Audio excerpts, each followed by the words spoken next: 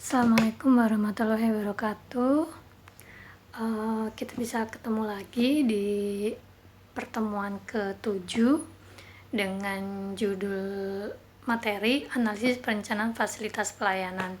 Jadi ini keterkaitan antara sistem pusat permukiman terhadap perencanaan fasilitas pelayanan. Semakin tinggi sistem pusat permukiman tersebut, maka membutuhkan fasilitas pelayanan yang hierarkinya lebih dan jumlahnya juga akan lebih banyak. Baik dilihat dari sistem pelayanan fasilitas kesehatan, pendidikan, pemerintahan, seperti itu. Seperti diketahui bahwa di Indonesia itu sistem pusat permukiman terdapat 3, yaitu pusat kegiatan nasional, pusat kegiatan wilayah, dan pusat kegiatan lokal, di mana pembahasan hierarki wilayah dan pusat pelayanan ini secara umum mengacu pada teori pusat pelayanan yang dikembangkan oleh Christaller dan Close. Terdapat 2 konsep dari teori pusat pelayanan, yaitu the range of good dan the threshold value.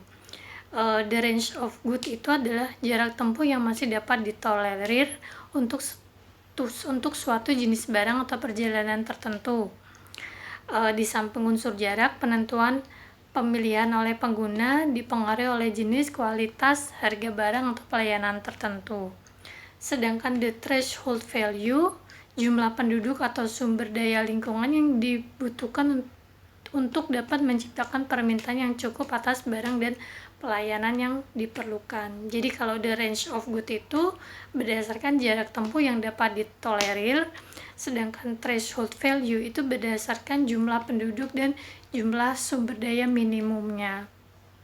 Nah, hierarki wilayah atau pusat-pusat pelayanan itu dapat ditentukan dengan berbagai analisis, antara lain analisis skala Goodman, analisis skalogram, kemudian analisis indeks sentralitas, analisis sosiogram, dan analisis breakpoint. Di kesempatan kali ini kita akan lebih belajar tentang skala Goodman, skalogram, kemudian juga metode analisis indeks sentralitas. Analisis skala Goodman ini lebih menggunakan tingkat hierarkinya, jadi berdasarkan indikator jumlah dan jenis infrastruktur pelayanan. Jumlah dan jenis pelayanan tersebut dapat dikelompokkan menjadi pelayanan pendidikan, pelayanan kesehatan, fasilitas umum, transportasi, perdagangan, ekonomi, pemerintahan, dan lain sebagainya. Kemudian analisis kawasan permukiman beserta jumlah penduduk dan fasilitasnya.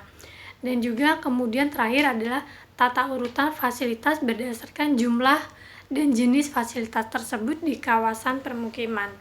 Jadi semisalkan ada contoh kawasan permukiman atau wilayah A, B, C, D, E, kemudian dipertimbangkan jumlah penduduk dari masing-masing wilayah tersebut, dari masing-masing wilayah A, B, C, D, E, kemudian fungsi dari pelayanan. Misalkan kita beli simbol, fasilitas pendidikan adalah nomor 1, fasilitas kesehatan adalah nomor 2, dan fasilitas pendidikan adalah nomor 3. Kemudian dari masing-masing tersebut, dari masing-masing kawasan tersebut, berapa jumlah dari setiap fasilitas yang ada. Kemudian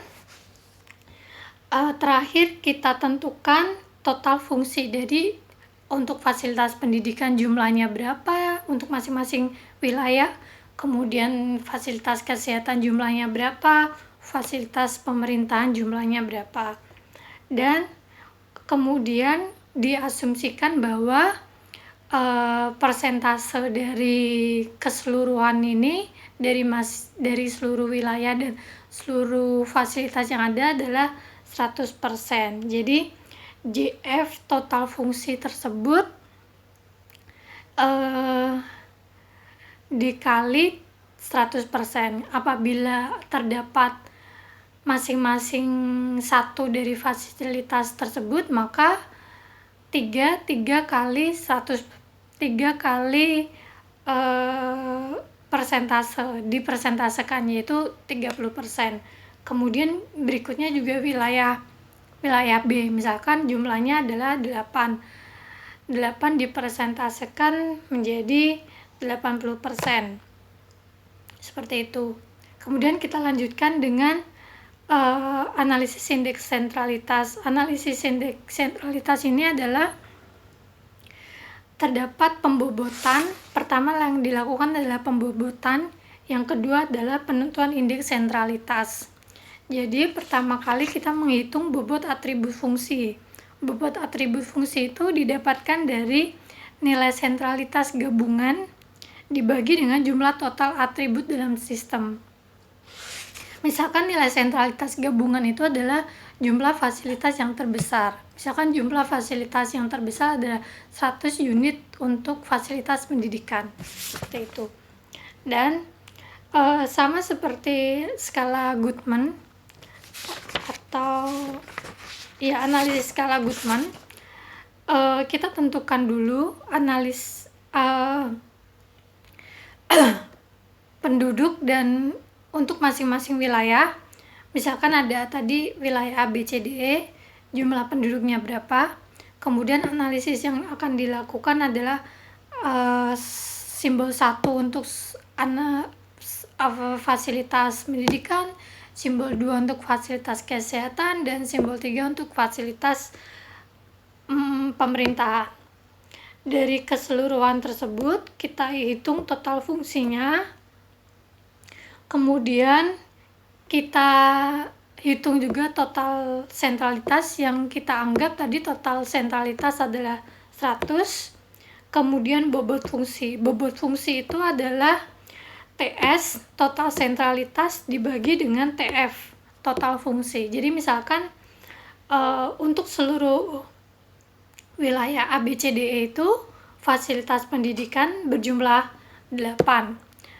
Kemudian TS-nya adalah 100, total sentralitas, maka 100 dibagi 8 adalah 2,5. Itu adalah tahapan perhitungan pembobotan. Kemudian kita lanjutkan dengan indeks sentralitas dan hierarki wilayah. Tadi kita sudah menentukan bahwa untuk sektor atau fasilitas kesehatan itu adalah BF-nya, bobot fungsinya adalah 2,5. Maka 2,5 itu kita bagi untuk masing-masing dari wilayah-wilayah yang kita perhitungkan sehingga diperoleh TFT, total fungsi terbobot, yaitu 100. Jadi 2,5 dialokasikan ke 5 wilayah itu berapa skornya supaya mendapat 100. Seperti itu. Hal itu juga dilakukan untuk fungsi-fungsi atau pusat pelayanan lainnya. Jadi misalkan tadi ada 8 wilayah, untuk masing-masing bobot fungsinya adalah 2,5, sehingga 2,5 itu didistribusikan untuk 8 wilayah sehingga hasilnya adalah 100. Cukup sekian materi hari ini. Wassalamualaikum warahmatullahi wabarakatuh.